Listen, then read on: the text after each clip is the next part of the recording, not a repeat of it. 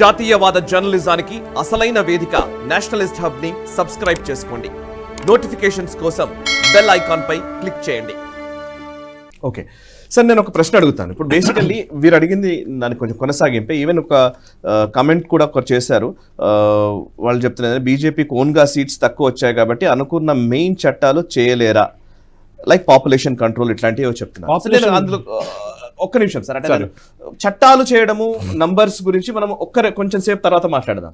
So ఇప్పుడు నేను మాట్లాడేది అనుకునేది ఏంటంటే, సో ఫస్ట్ ఇప్పుడు మొన్న ఎలక్షన్ రిజల్ట్స్ వచ్చిన తర్వాత 340 సీట్లు భారతీయ జనతా పార్టీకి వచ్చింది. 240 సీట్లు వచ్చింది. 240 సీట్లు వచ్చింది. 270 మ్యాజిక్ ఫిగర్ అనుకుందాం, 272 అన్నప్పుడు 32 సీట్లు తగ్గినాయి, అంతే కదా? కరెక్ట్. సో ఎన్డీఏ కూటమికి మ్యాజిక్ ఫిగర్ దాటింది. ప్రీపోల్ అలయన్స్, అది కూడా ప్రీపోల్ అలయన్స్ లో అంటే మోదీ గారు పిక్చర్ పెట్టి గెలిచారు వాళ్ళు కూడా.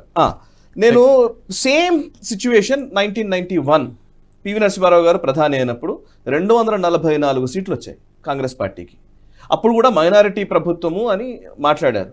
అప్పుడు ఇంకా చెప్పాలంటే ఆ టైంలో చాలా కీలకమైన నిర్ణయాలు, ఆర్థిక సంస్కరణలు అప్పుడే వచ్చాయి. అంటే ఒక టెక్టానిక్ షిఫ్ట్, మొత్తం భారతీయ ఆర్థిక రంగానికే ఒక పూర్తిగా ఒక మలుపు. అది అప్పటిదాకా ఉన్న సోషలిస్ట్ విధానాలు అవన్నిటి పక్కన పెట్టేసి ఎఫ్డిఐలను ఓపెన్ చేయడం కావచ్చు, మార్కెట్స్ ఓపెన్ చేయడం కావచ్చు, అక్కడ మారింది. అంటే అంత పెద్ద చారిత్రక నిర్ణయాలు ఆ టైంలో జరిగాయి పివి నరసింహారావు గారి టైంలో. అండ్ అప్పుడు ఇంకా అన్రెస్ట్ కూడా ఉంది. ఈవెన్ అప్పుడప్పుడే మండల్ కమిషన్ తర్వాత వచ్చిన పరిణామాలు, ఈవెన్ అయోధ్య మూవ్మెంట్, ఇట్లాంటి అనేక అంశాల మధ్య, అనేక పరిమితుల మధ్య ఒక కీలకమైన సంస్కరణలు చేయగలిగారు. ఇప్పుడు ఇందాక నేను అడిగినట్టు ఇప్పుడు కీలకమైన సంస్కరణలు, చారిత్రక సంస్కరణలు, అది కూడా చాలా సంవత్సరాలుగా ఎదురు చూస్తున్న సంస్కరణలు చేయడానికి అప్పటికి ఇప్పటికి ఉన్న వ్యత్యాసం ఏమైనా ఉందా? చట్టాలు రిపీల్ చేయడం రెండే ఉన్నాయి. ఇప్పుడు చెప్పినట్లు యూనిఫామ్ సివిల్ కోడ్ ఒకటి, ఎన్ఆర్సీ ఒకటి. ఎన్ఆర్సీకి లా అక్కర్లేదు. NRC is a concept. Correct. National register of citizens. ఇప్పుడు అస్సాంలో ఎట్లా ఇంప్లిమెంట్ చేస్తే చట్టం ఏం పెట్టలేదు కదా అక్కడ. ఉన్న చట్టానికి ఆల్రెడీ ఎన్ఆర్సీ ఉంది మన దగ్గర. దాని ప్రకారం డిటెన్షన్ క్యాంప్స్ ఉంటుంది. కేరళలో కూడా డిటెన్షన్ క్యాంప్స్ ఉంది బై ద వే. మీకు ఎన్ఆర్సీలో if implemented in Kerala detention camps ఉంది. అస్సాంలో ఆల్రెడీ చాలా మంది జైలు అని చెప్పారు, దాన్ని డిటెన్షన్ క్యాంప్ అని చెప్తారు. ఈ 17,000 మంది అని చెప్పిన దాంట్లో జాకిర్ హుసేన్ గ్రాండ్ సన్ కూడా ఉన్నాడు. సో అంటే బంగ్లాదేశ్ వైపు నుంచి వచ్చిన వాళ్ళు చాలా మంది ఉన్నారు దాంట్లో. వాళ్ళని అక్కడి నుంచి తీసేయాలని చెప్పి ఎన్ఆర్సీ తీసుకో. ఎన్ఆర్సీకి లీగల్ శాంక్టిటీ అక్కర్లేదు.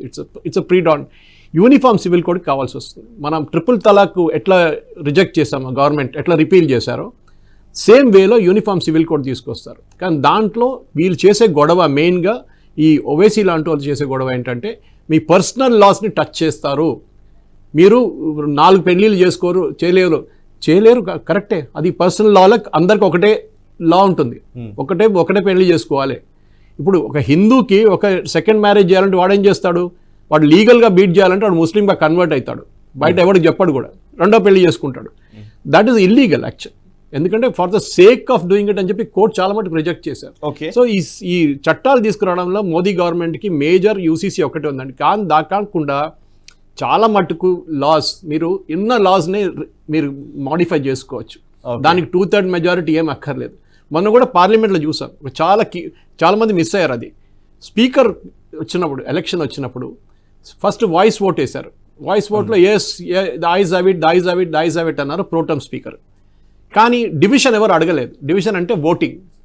కాంగ్రెస్ ఎందుకు అడగలేదు డివిజన్ అని ఆ రోజు రాత్రి నేను కూడా కొన్ని ఛానల్స్లో డిబేట్ చేశాను. ఆ రోజు తెలిపేది ఎందుకంటే మమతా బెనర్జీ అబ్జెక్ట్ చేసింది. మా దగ్గర అడగకుండా కొడుకున్నెల సురేష్ని మీరు ఎట్లా నామినేట్ చేశారు, correct, I will not vote అన్నారు. అంటే అక్కడే తేలిపోతుంది వీళ్ళకున్న మెజారిటీ కూడా అక్కడి నుంచి ఇంకా కిందకు వచ్చేస్తుంది.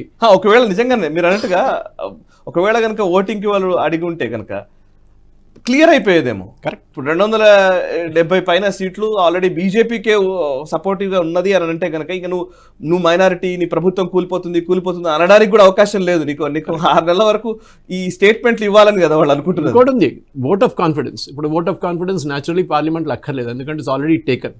వీస్ proved is vote of confidence before president. కానీ తీసుకోవాల్సింది అనుకోండి రేపు. దాని తర్వాత 6 నెలల దాకా మీరు నో కాన్ఫిడెన్స్ మోషన్ తీసుకురాలేరు. కరెక్టే. సో అట్లా మోదీ గవర్నమెంట్ 5 సార్లు చేసుకుంటే 5 సంవత్సరాలు అయిపోతుంది. సో అట్లనే క్రాస్ అయిపోతారు వాళ్ళు. సో గవర్నమెంట్కి డేంజర్ అని లేదు, కానీ చాలా మటుకు చట్టాలు. ఎగ్జాంపుల్ ఇస్తాం సాయి గారు. ముందు రైల్వే బడ్జెట్ అంటే చాలా పెద్ద ఇష్యూ ఉంటుండే. అందరు యూనియన్ బడ్జెట్ తర్వాత రైల్వే బడ్జెట్ చూస్తుండే. ఎన్ని రైల్వే ఎన్ని ట్రైన్స్ రాబోతుంది, మన ఫేర్లు తగ్గిస్తారా, ఫేర్ పెరుగుతుందా, ఎన్ని ట్రైన్ల కంటే కూడా ఏ రాష్ట్రానికి ఎన్ని సార్? అదే ఏ రైల్వే మినిస్టర్ ఉంటే అక్కడే పోతాయి. లాలు ఏ రాష్ట్రానికి ఎన్ని వస్తాయి? అదే మా లాలు ఉంటే నా కాన్స్టిట్యున్సీ లోపల నుంచి ఒక ట్రాక్ వేయమంటాడు ఆయన. Correct correct. మమతా బెనర్జీ కూడా అంతే. అవును. కానీ ఇప్పుడు ఉన్న రైల్వే మినిస్టర్ అట్లా చేశారు ఇక్కడ. ఆయన ఒరిస్సా నుంచి యాక్చువల్లీ, ఓకే, అశ్విని వైష్ణవ్. కానీ ఆయన ఎంపీ ఇంకో స్టేట్ నుంచి, రాజ్యసభ. కానీ ఆయన అది చేయట్లేదు. అక్కడ వందే భారత్ పెట్టినప్పుడు అన్నింటికి వందే భారత్ ఇచ్చారు, అన్ని states across the country. So railway budget subsume చేసింది కూడా ఏమైందంటే సాయి గారు, చాలా మటుకు డిసిషన్స్ మనకు తెలియదు మనకు అసలు డిసిషన్ తీసుకుంటున్నారని. ఏదో పేపర్లోనో టీవీలో చూసినా మనకు తెలుసు. సో చాలా మటుకు చేంజెస్ తీసుకురావాల్సింది మోదీ గవర్నమెంట్కి, పార్లమెంట్కి వెళ్ళక్కర్లేదు. That is the basic thing I'm trying to say. Union budget అనేది కూడా ఇప్పుడు ఏమైపోయిందంటే, ఫర్ ఎగ్జాంపుల్ ఈ జిఎస్టీ వచ్చిన తర్వాత ఈ బడ్జెట్లో ఏం లేదు. ఇప్పుడు బడ్జెట్లో ఇట్స్ ఓన్లీ కొన్ని ప్రపోజల్స్ పెడతారు, ఎందుకంటే మేజర్ కాంపనెంట్ జిఎస్టీలో వెళ్ళిపోయింది. మీకు సేల్స్ ట్యాక్స్ కానీ ఇండైరెక్ట్ ట్యాక్స్లో అక్కడ మొత్తం అక్కడికి వెళ్ళిపోయింది. సో మీకు ఇన్కమ్ ట్యాక్స్ ఒక్కటే మిగిలిపోయింది ఈ పక్కన, ఇంకా కొన్ని కార్పొరేట్ ట్యాక్స్ అట్లాంటిది మిగిలిపోయింది. సో అట్లనే మోదీ గవర్నమెంట్కి I don't think any major laws ఏం తీసుకురాకర్లేదు చట్టాలు. వాళ్ళకి నెక్స్ట్ 5 years నేను చెప్తే ఎకానమీ చూసుకోవాలంతే. ఓకే, అది చాలా ఇంపార్టెంట్. ఓకే, ఇంకెవరైనా ప్రశ్న? ఈ వీడియో మీకు నచ్చినట్టయితే లైక్ చేయండి, 10 మందికి షేర్ చేయండి. అలాగే కామెంట్ల రూపంలో మీ అభిప్రాయాలను మాతో పంచుకోండి. Nationalist hub group of channels ను సబ్స్క్రైబ్ చేసుకుని తెలుగునాట జాతీయవాద జర్నలిజాన్ని ప్రోత్సహించండి. ఈ వీడియో కింద ఉన్న బెల్ ఐకాన్ పై క్లిక్ చేయడం మర్చిపోవద్దు.